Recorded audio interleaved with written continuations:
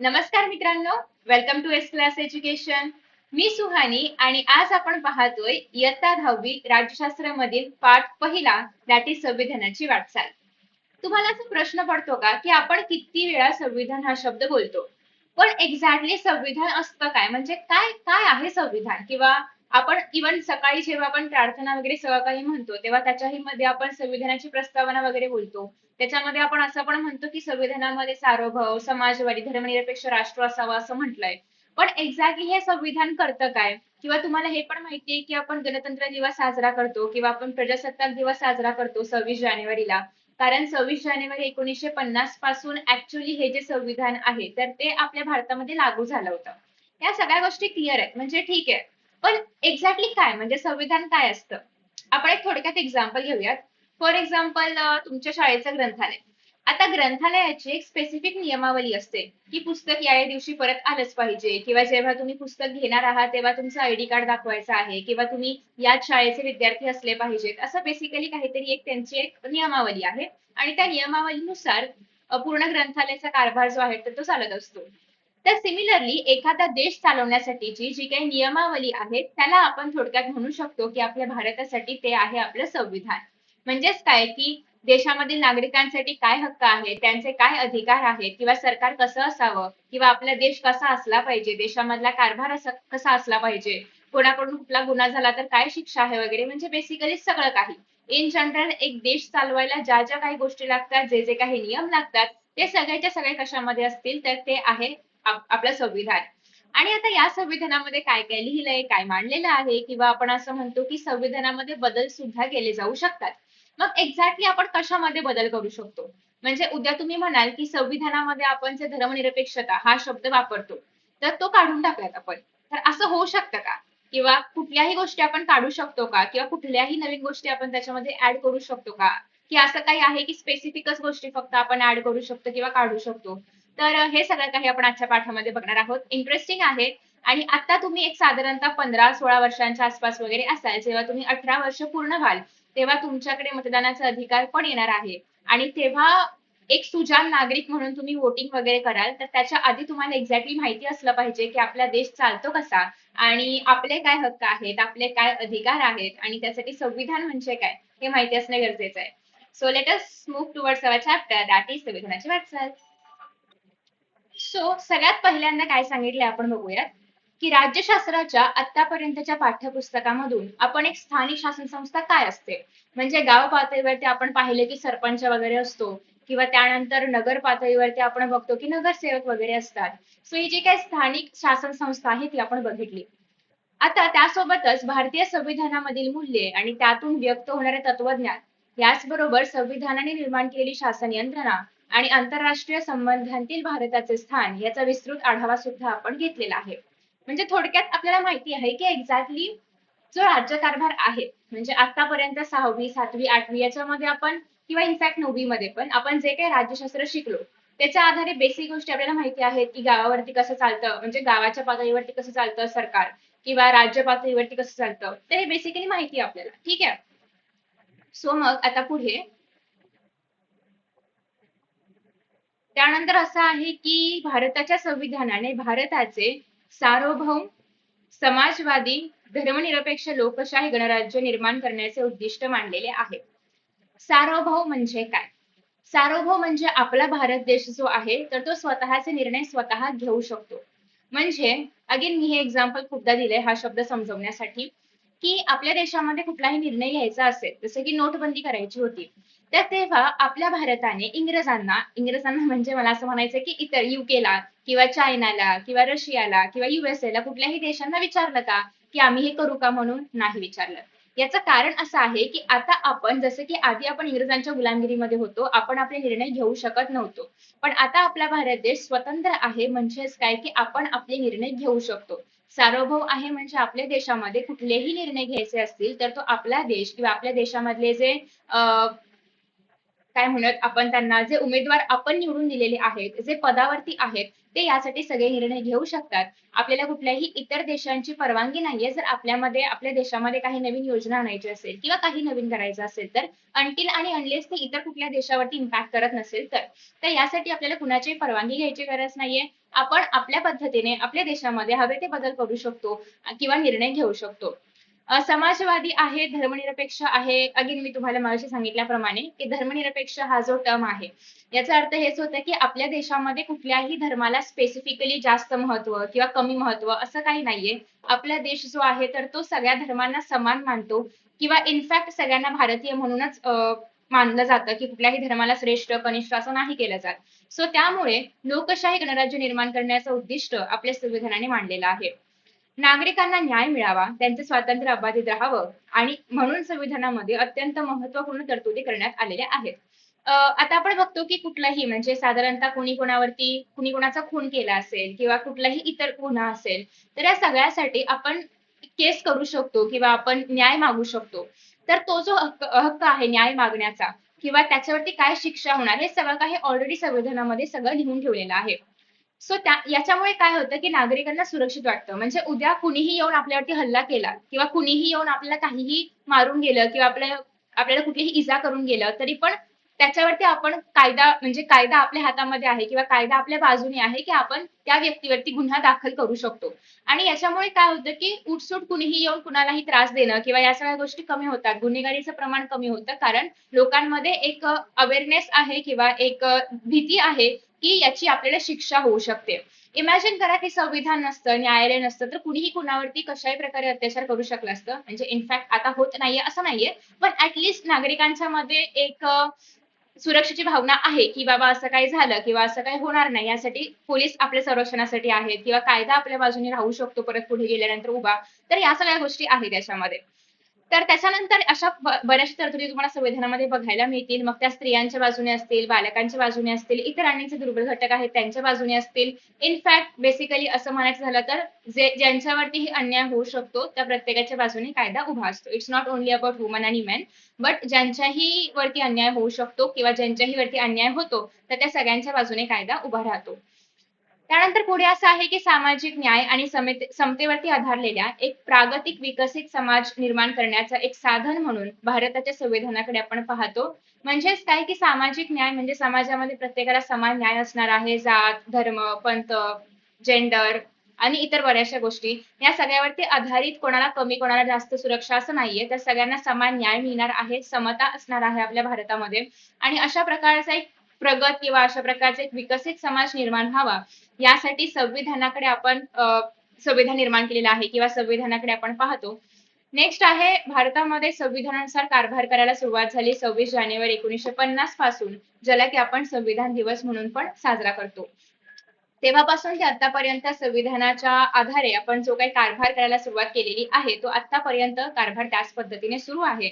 आणि त्यातून आपल्या हे लक्षात येतं की भारतातील लोकशाही जी आहे तर ती व्यापक स्वरूपाची आहे किंवा तिचं हे जे व्यापक होत गेलेलं स्वरूप आहे याचं कारणच संविधान आहे.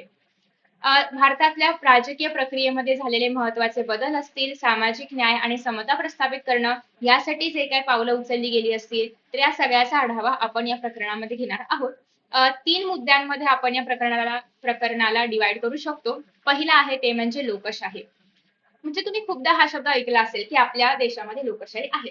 आपल्या देशामध्ये जगातली सगळ्यात मोठी लोकशाही आहे. पण एक्झॅक्टली काय म्हणजे लोकशाही म्हणजे काय वाटतं तुम्हाला? तर एकतर सगळ्यात पहिली गोष्ट म्हणजे अशी आपण घेऊ शकतो की म्हणजे एक जनरल डेफिनेशन दिली जाते की लोकांनी लोकांसाठी निर्माण केलेलं जे राष्ट्र आहे त्याला, त्या व्यवस्थेला आपण लोकशाही म्हणू शकतो. पण इनफॅक्ट आपण याला असं म्हणू शकतो की आपण आपल्यासाठी निर्माण नाही केलंय, तर आपण काही उमेदवार निवडून देतोय. म्हणजे आपल्यासाठी कोणी निर्णय घ्यावा हे आपण डिसाईड करतोय की आपण हे उमेदवार निवडून दिले म्हणजे पुढे जाऊन हे उमेदवारांनी आमच्यासाठी निर्णय घेतला तर तो आम्हाला चालणार आहे. इनफॅक्ट आपण हे अश्युअर करतोय. आणि मग त्या उमेदवारामधून कोणीतरी पदावरती येतं जे आपल्यासाठी निर्णय घेतं, जे आपल्या चांगल्यासाठी निर्णय घेतं. सो बेसिकली आणि इनफॅक्ट आपण त्याला विरोध पण करू शकतो जर तो निर्णय आपल्याला पटला नाही तर. तर ही खऱ्या अर्थाने लोकशाही आहे की ज्यामध्ये आपण निवडून दिलेले उमेदवार जर आपल्याला असं वाटतंय की ते आपल्यासाठी बरोबर निर्णय नाही घेत आहेत, तर आपण त्यांना त्या पदावरून आपण म्हणजे इनफॅक्ट ज्यांच्या हातामध्ये ती पॉवर आहे ते त्यांना त्या पदावरून काढून सुद्धा टाकू शकतात. म्हणजे लोकशाहीमध्ये असं नाही की एकदा तो राजा बनला की त्याला परत कोणी काढू शकत नाही किंवा कायमस्वरूपी सत्ता राहणार, असं लोकशाहीमध्ये नाहीये. सो हेच आहे की लोक कधीही कोणी आपल्यासाठी निर्णय घ्यावा हे ठरवू शकतात, कधी त्यांनी निर्णय न घ्यावा हे पण ठरवू शकतात. सो बेसिकली ह्याच्यासाठी अगेन काही रूल्स आहेत, प्रोटोकॉल्स आहेत, बऱ्याचशा गोष्टी आहेत. पण वरचेवर पाहायचं म्हटलं तर सत्ता जी आहे त्या ती लोकांच्या हातामध्ये आहे आणि त्याला आपण वरचेवर असं म्हणू शकतो की ती एक प्रकारची लोकशाहीच आहे. आता मग यासाठी पण नियम आहे की कोण मतदान करणार किंवा किती वर्षापर्यंतचे लोक कोणत्या पदावरती जाऊ शकतात किंवा तुम्ही उद्या उठून म्हणाल की मलाच प्राईम मिनिस्टर बनायचंय, तर असं नाही होणार आहे ते. त्यासाठी काही स्टेप्स आहेत, त्यासाठी बऱ्याचशा गोष्टी आहेत, बरेचसे क्रायटेरिया आहेत. सो म्हणजे इव्हन आपण जरी एखाद्या व्यक्तीला निवडून दिलं तरी तोच पंतप्रधान होईल किंवा डिरेक्टली आपण निवडून देईल तोच व्यक्ती उद्या खुर्चीवरती दिसेल असं नसतं. सो तरी पण आपण असं का म्हणतो की आपल्या देशामध्ये लोकशाही आहे?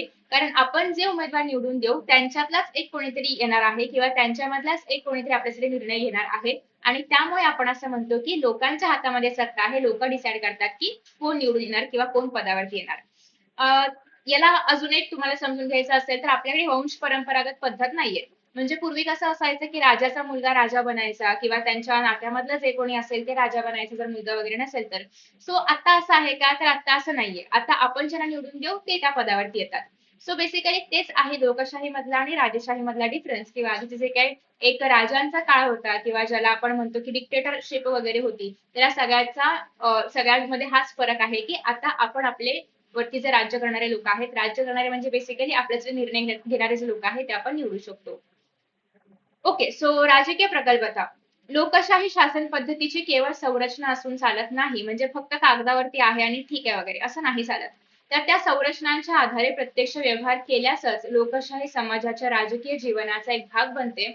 त्यानुसार आपल्या देशामध्ये लोकांना थेट प्रतिनिधित्व देणाऱ्या संसद, राज्य विधानसभा आणि स्थानिक शासन संस्था आहेत की ज्यामध्ये लोकांना प्रतिनिधित्व दिलं जातं, लोकांना अधिकार दिले जातात की त्यांनी त्यांच्या कार्यक्षेत्रामध्ये काय निर्णय घ्यायचे आहेत. जनतेचा सहभाग आणि राजकीय स्पर्धेचा विचार करता भारतातील लोकशाही मोठ्या प्रमाणामध्ये यशस्वी झालेली आपल्याला पाहायला मिळते आणि त्यामुळेच दर 5 वर्षांनी आपण निवडणुका यशस्वीरित्या पूर्ण करू शकतो. त्यामधला ज्या कुठल्या उमेदवाराला बहुमत असेल तो उमेदवार सत्तेवरती येऊ शकतो आणि ठराविक मुदतीनंतर मुक्त आणि न्याय्य वातावरणामध्ये होणाऱ्या निवडणुका हे खरं तर भारतीय लोकशाहीचं यश आहे.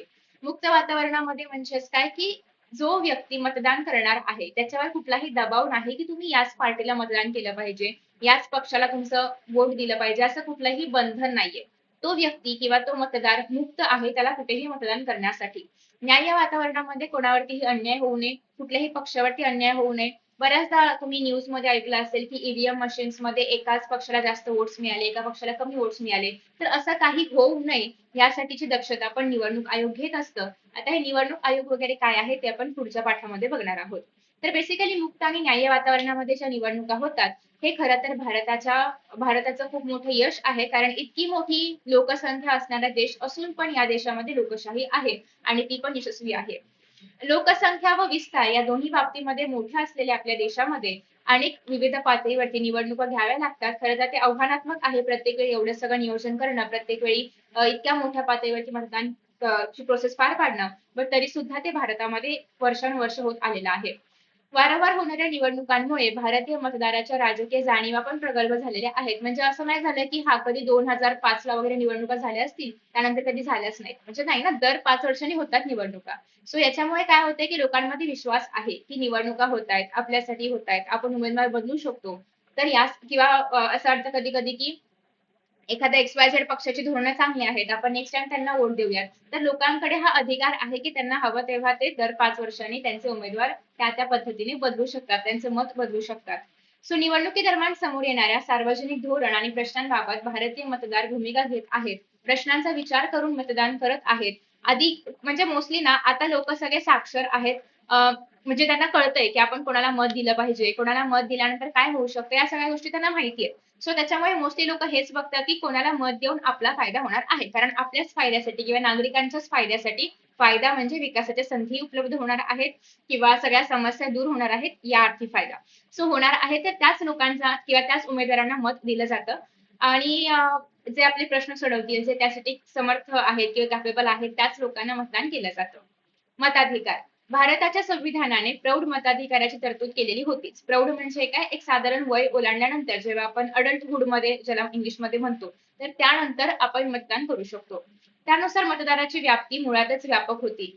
मताधिकाराचा संकोच करणाऱ्या स्वातंत्र्यपूर्व काळामध्ये प्रचलित असलेल्या सर्व तरतुदी नष्ट करून स्वतंत्र भारतामध्ये स्त्री पुरुषाला 21 वर्षाची वयाची अट होती आणि ती झाल्यानंतर तो व्यक्ती जे आहे तर ते मतदान करू शकत होता. पण अजून ही व्याप्ती वाढवण्यासाठी 21 वरून 18 वर्ष पूर्ण असेल तो कुठलाही व्यक्ती, भारतीय स्त्री पुरुष मतदान करू शकतो असं करण्यात आलं. आता यामुळे काय झालं? तुम्हाला असा प्रश्न येतो की मतदाराचं वय 21 वरून 18 वर्ष पूर्ण केल्यामुळे काय बदल झाला किंवा काय फरक पडला, काय गरज होती? तर आता स्वतंत्र भारतामध्ये हा जो नवीन युवा वर्ग आहे, तर त्याला सुद्धा आपल्याला राजकारणामध्ये किंवा ही जी लोकशाहीची प्रक्रिया आहे त्यामध्ये सहभागी करून घेता आलं. आणि मग त्यामुळे एकतर लोकांचं प्रमाण वाढलं, मतदान करणाऱ्या लोकांचं प्रमाण वाढलं आणि अशा पद्धतीने लोकशाहीची व्याप्ती आपल्याला वाढवता आली. आणि त्यामुळे आपण असं म्हणतो की भारतीय लोकशाही ही जगातली सगळ्यात मोठी लोकशाही आहे. इतकी मतदारसंख्या असलेली लोकशाही अन्य कुठल्याही देशामध्ये आपल्याला पाहायला मिळत नाही. खरं तर हा बदल फक्त संख्यात्मक नसला पाहिजे, की ठीक आहे फक्त संख्या वाढली मतदारांची आणि झालं नाही. गुणात्मकही असला पाहिजे. म्हणजे मतदार जे काही मतदान करणार आहेत तर ते तितक्याच विचारपूर्वकतेने केलेलं असलं पाहिजे. आणि अनेक राजकीय पक्ष या युवा मतदारसंघांच्या पाठिंब्यामुळे सत्तेमध्ये उतरले आणि भारतातील राजकीय स्पर्धेचे स्वरूप पण यामुळे बदलले. म्हणजे नवीन युवा वर्ग सत्तेमध्ये येऊ लागला. त्यांचे नवीन विचार किंवा त्यांना काय अपेक्षा आहेत सरकारकडून हे सुद्धा कळू लागलं आणि नवीन नवीन बदल सुद्धा होत गेले. लोकशाहीचे विकेंद्रीकरण. आता हा जो विकेंद्रीकरण शब्द आहे ना, म्हणजे मी जेव्हा 10वी होते, इट वॉज व्हेरी कन्फ्युजिंग. म्हणजे कळायचंच नाही की या शब्दाचा अर्थ काय आहे. तर बेसिकली आता मी तुम्हाला ट्राय करते समजवण्याचा. तर विकेंद्रीकरण म्हणजे काय? तर बघा, आता आपण काय बघतो की गाव पातळीवरती एक वेगळा पूर्ण भाग आहे जो की सत्ता सांभाळतो. असं आहे का की आपल्या राज्याचे जे मुख्यमंत्री आहेत त्यांना बघावं लागतं की गावातले निर्णय कसे घ्यायचे, काय घ्यायचे? नाही. म्हणजे गावातले निर्णय घ्यायला ऑलरेडी सरपंच आहे. जे पूर्ण महाराष्ट्राचा निर्णय घ्यायचा आहे त्यासाठी महाराष्ट्राचे मुख्यमंत्री आहेत. किंवा असं आहे का की प्राईम मिनिस्टरला बघावं लागतं की महाराष्ट्रामधल्या सातारा जिल्ह्यामधल्या एका पर्टिक्युलर गावामध्ये पाणी बंद पडले तर काय करावं, असं बघावं लागतं का? नाही बघावं लागत. कारण तिकडचा सगळा निर्णय घेण्यासाठी ऑलरेडी तिकडची एक शासन संस्था आहे. त्याच्यानंतर राज्यामध्ये निर्णय घ्यायला राज्याचे सीएम आहेत. देशामधले निर्णय घ्यायला देशाचे पीएम आहेत. असं आहे का की उद्या महाराष्ट्राच्या सीएम ला बघावं लागतंय की देशामध्ये झारखंडमध्ये काहीतरी झालंय तर तिकडचा निर्णय घ्यायचा आहे? नाही. सो बेसिकली प्रत्येकाला त्यांचा त्यांचा भाग वाटून दिलाय. म्हणजे सत्ता विकेंद्रित झालीये. म्हणजेच काय की एका ठिकाणी केंद्रित नाहीये. एका व्यक्तीला पूर्ण देशामधल्या प्रत्येक गावामधल्या ठिकाणचं माहिती असणं किंवा निर्णय घेण्याची गरज नाहीये. त्या त्या ठिकाणचे लोक तिकडचा निर्णय घेऊ शकतात. सो याला आपण म्हणतो की डिस्ट्रीब्यूट केलीये. तर हेच आहे लोकशाहीचं विकेंद्रीकरण. म्हणजे सत्ता जी आहे तर ती डिस्ट्रीब्यूट केली गेलेली आहे त्या त्या भागासाठी. बस एवढा सिंपल आहे, याच्यामध्ये काही डिफिकल्ट नाहीये. तर सत्तेचे विकेंद्रीकरण हा लोकशाहीचा गाभा आहे. पॉईंट लक्षात ठेवा, तुम्हाला एमसीक्यूज मध्ये येऊ शकतो. विकेंद्रीकरणामुळे सत्तेच्या गैरवापराला आळा बसतो. आता आळा कसा बसतो? तर बेसिकली बघा, एकाच व्यक्तीच्या हातामध्ये तुम्ही पूर्ण राज्य घ्या. ठीक आहे, पूर्ण महाराष्ट्र चालवायला दिला. महाराष्ट्रामध्ये प्रत्येक गाव म्हणजे सरपंच बिरपंच असलं काही नाहीये. महाराष्ट्रामधलं प्रत्येक गाव हे त्याच व्यक्तीने पाहायचं. तर होऊ शकते की त्या व्यक्तीला एकतर पहिली गोष्ट म्हणजे इतकं सगळं सांभाळणं पण एक आयत्या वेळी शक्य होणार नाही. त्याच्यामुळे काही ठिकाणी दुर्लक्ष होऊ शकतं. दुसरी गोष्ट भ्रष्टाचार पण यामुळे वाढू शकतो. कारण एकाच व्यक्तीच्या हातामध्ये सगळं आहे, एवढी सगळी कामं आहेत, तर मग ठीक आहे, म्हणजे त्याच्यामुळे भ्रष्टाचार होणं एक नॉर्मल गोष्ट आहे. सो मग या सगळ्या गोष्टी होऊ नयेत आणि त्या त्या भागामधले डिसिजन्स किंवा निर्णय लवकरात लवकर घेतले जावेत, यासाठी सत्तेचं विकेंद्रीकरण करणं गरजेचं असतं. आणि त्याचप्रमाणे जनतेला सत्तेमध्ये सहभागी होण्याची संधी पण मिळते. आता बघा, आपण जेव्हा एखाद्या गावामध्ये ग्रामपंचायतीमध्ये एखादा सरपंच असतो, सो तो त्या गावातला आहे. म्हणजे काय की त्या गावातल्या लोकांना माहिती आहे त्यांच्या अडचणी काय आहेत आणि त्यांचे तिथे कुठले निर्णय घेतले पाहिजेत. सो तीच सामान्य लोक जी आहेत तर ती सत्तेमध्ये आहेत. त्यांना माहिती आहे की तिकडचा विकास कसा करायचा आहे. हेच जर तुम्ही कुठल्या तरी अशा व्यक्तीला तिथे उभं केलं निर्णय घेण्यासाठी ज्याला माहितीच नाही की त्या गावातल्या अडचणी काय आहेत, समस्या काय आहेत, तर तो निर्णय घेऊ शकतो का? नाही घेऊ शकत. मग त्या सामान्य लोकांनी निर्णय घेण्याच्या प्रक्रियेमध्ये येणं खूप जास्त महत्वाचं आहे आणि त्यासाठी पण सत्तेचं विकेंद्रीकरण गरजेचं आहे. लोकशाही विकेंद्रीकरणाच्या संदर्भामध्ये संविधानातील मार्गदर्शक तत्वांमध्ये तरतुदी आहेत. स्थानिक पातळीवरील शासन संस्थांना पुरेसे अधिकार देऊन त्यांच्याद्वारे खुली लोकशाही प्रत्यक्षात आणण्याचा प्रयत्न करावा, अशा स्वरूपाचे ते मार्गदर्शक तत्व आहे. ओके, सो बेसिकली इथे काय म्हटलेलं आहे की स्थानिक पातळीवर म्हणजे गाव पातळीवर असेल, नगर पातळीवरती असेल, महानगरपालिका वगैरे असेल, तर त्यांना त्यांचे त्यांचे अधिकार दिलेले आहेत की तुम्ही इथपर्यंत तुमचे निर्णय घेऊ शकता. हे या रिगार्डिंग प्रश्न पाण्यासंदर्भात असेल, कचऱ्या संबंधात असेल, याचे जे काही प्रश्न आहेत ते तुम्ही सॉल्व्ह करू शकता. याचे अधिकार तुम्हाला आहेत. ठीक आहे, असं संविधानाने सांगितलेलं आहे. आणि त्यामुळेच काय होतं, एक खरीखुरी लोकशाही पण प्रत्यक्षात येते. ओके, सो त्याला अनुसरून स्वतंत्र भारतामध्ये लोकशाही विकेंद्रीकरणाचे खूप प्रयत्न झाले आणि यातील सर्वात मोठा प्रयत्न म्हणजे काय, तर 73 आणि 74वी संविधान दुरुस्ती, ज्यामध्ये हे जे स्थानिक शासन संस्था आहेत यांना अधिकार प्राप्त झाले किंवा यांचे अधिकार वाढवले गेले की तुम्ही असं नको की हा फक्त सरपंच आहे तो कुठला निर्णय घेऊ शकत नाही, त्याला प्रत्येक निर्णयाला मुख्यमंत्र्यांना विचारावं लागतंय. असं असेल तर काय फायदा आहे का? नाही. त्याला अधिकार दिलेले आहेत की या क्षेत्रामधले जर निर्णय घ्यायचे असतील तर तू स्वतःहून घेऊ शकतोस. सो हे जे अधिकारांमध्ये वाढ करून दिली तर ती केली होती 73 आणि 74व्या संविधान दुरुस्तीमुळे. लक्षात ठेवायचं, एमसीक्यू मध्ये येऊ शकतं. ओके, सो नेक्स्ट आहे आरटीआय. सगळ्यात महत्वाचं आणि लोकशाही खऱ्या खुऱ्या अर्थाने प्रस्थापित होण्यामागचं कारण ते म्हणजे राईट टू इन्फॉर्मेशन. 2005 साली हे आलं होतं. लोकशाहीमध्ये नागरिकांचं सक्षमीकरण अनेक मार्गांनी झाले पाहिजे. नागरिकांना सहभागाच्या संधी देत असताना त्यांच्याशी असणारा जो पण शासनाचा संवाद आहे तर तो वाढला पाहिजे. जसं की मी तुम्हाला म्हटलं की नागरिक ज्या व्यक्तीला निवडून देतील ऍज अ आफ्टर मतदान केल्यानंतर ऍज अ उमेदवार जो व्यक्ती सत्तेमध्ये येईल त्याने एखादा निर्णय घेतला, नागरिकांना नाही पटला, तर त्यांना तो सांगता आला पाहिजे की तू जो काही आय मीन तुमच्या सरकारने जो काही निर्णय घेतलेला आहे तो आम्हाला पटत नाहीये किंवा हा निर्णय तुम्ही का घेतला त्याच्या मागचं कारण आम्हाला हवं आहे किंवा या ठिकाणी एक रस्ता बांधलाय किंवा काहीतरी बांधलेला आहे स्मारक वगैरे, याला किती खर्च आला हे मला जाणून घ्यायचं आहे, तर मी ते जाणून घेण्याचा अधिकार मला आहे बिकॉज मी टॅक्स भरते. सो त्याच्यामुळे नागरिक टॅक्स भरत असल्याने त्यांच्या टॅक्सचा पैसा कुठे वापरला जातोय किंवा एखादा रस्ता आहे तर त्याला किती पैसे वापरले गेले, एखाद्या स्मारकाला किती पैसे वापरले गेले किंवा तुम्ही आमच्यासाठी एखादी योजना आणली तर ती का आणली, त्याच्या मागचा तुमचा उद्देश काय आहे किंवा त्यात जे काही पैसे मिळतील त्याचे तुम्ही काय करणार आहात. तर या सगळ्या गोष्टी आपण जाणून घेऊ शकतो. कुठलीही गोष्ट नागरिकांपासून गोपनीय किंवा सिक्रेट ठेवली जाऊ शकत नाही अंटिल आणि अनलेस ती आर्मी रिगार्डिंग आहे किंवा ती सुरक्षा रिगार्डिंग आहे तर. बाकी नागरिकांपासून सरकार काहीही लपवू शकत नाही. आपण आपले अधिकार वापरून हे सगळं सरकारला विचारू शकतो. सो हा जो अधिकार आपल्याला दिलेला आहे त्यालाच आपण म्हणतो राईट टू इन्फॉर्मेशन आणि तो आला 2005 साली. सो आता यामुळे काय झालं, यामुळे एकतर पहिली गोष्ट की सरकारला कुठल्याही गोष्टी उठसूट करता येत नाहीत की हा मी हे केलं, मी हे सांगणार नाही कोणाला मी कसं केलं, नाही असं नाही होत. सरकार जबाबदार आहे नागरिकांना उत्तर देण्यासाठी. दुसरी गोष्ट अशी आहे की पारदर्शकता आली. जसं की मी तुम्हाला म्हटलं की आपण आपण म्हणजे तुम्ही आता टॅक्स नाही भरत आहात पण तुमचे आई वडील टॅक्स भरतायत, इतर लोक टॅक्स भरतायत, भारतीय नागरिक टॅक्स भरतोय. सो बेसिकली त्यांचा पैसा कुठे वापरला जातोय हे नागरिकांना जाणून घ्यायचं आहे. सो ते सुद्धा ते विचारू शकतात सरकारला. त्याच्यानंतर तिसरा मुद्दा असा आहे की अगेन मी तुम्हाला म्हटलं कुठलीही नवीन योजना आली ती का आली, कशामुळे आली, हे सगळं आपण सरकारला विचारू शकतो की तुम्ही हे का केलं असं आपण त्यांना डिरेक्टली विचारू शकतो.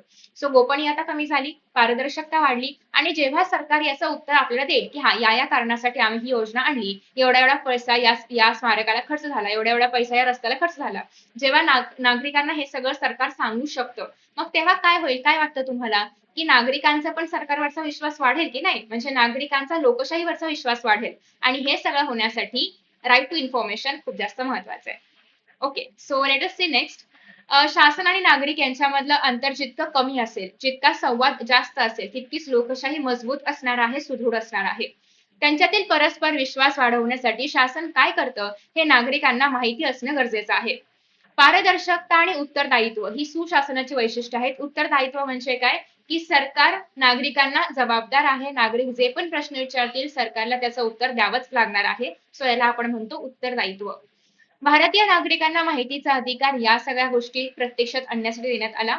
माहितीच्या अधिकारामुळे शासनाच्या कारभारातील गोपनीयता कमी झाली, शासनाचे व्यवहार अधिक खुले आणि पारदर्शी व्हायला मदत झाली. इसवी सन 2000 नंतरच्या काळामध्ये नागरिकांसाठी सुधारणा करताना तो त्यांचा हक्क मानून सुधारणा करण्याकडे कल वाढला. आधी असं व्हायचं की नागरिक लाभार्थी आहेत, म्हणजे इट्स लाईक की सरकार त्यांच्यावरती या योजना देऊन उपकार करतंय असं काहीतरी पॉइंट ऑफ व्ह्यू होता. पण आता असं नाहीये. आता असं आहे की हा नागरिकांचा अधिकार आहे.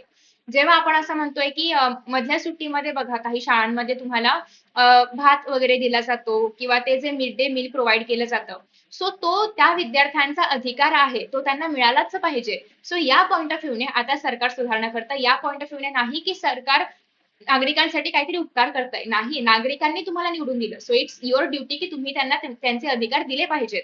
सो त्यामुळे 2000 नंतर नागरिकांकडे लाभार्थी म्हणून न बघता तो त्यांचा हक्क आहे, कुठलीही योजना मिळवणं हा नागरिकांचा अधिकार आहे, या दृष्टिकोनातून पाहिलं जाऊ लागलं. आणि मग त्यानुसार शिक्षणाचा, अन्न सुरक्षेचा हक्क भारतीयांना मिळू लागला. आणि या हक्कामुळे भारतातील लोकशाही पण अजून जास्त बळकट झाली. हक्काधारित दृष्टिकोन म्हणजे rights based approach.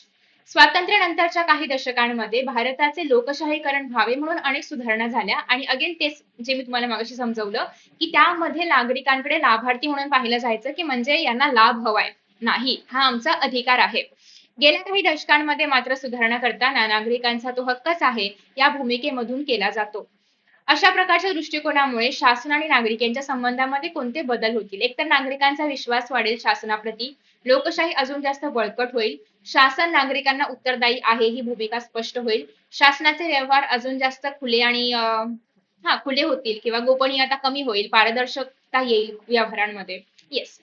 Okay, so after that next आहे सामाजिक न्याय आणि समता. आणि त्यासोबतच बऱ्याचशा तरतुदी करण्यात आलेल्या आहेत संविधानामध्ये अनुसूचित जाती जमाती, स्त्रिया, बालके या सगळ्यांसाठी.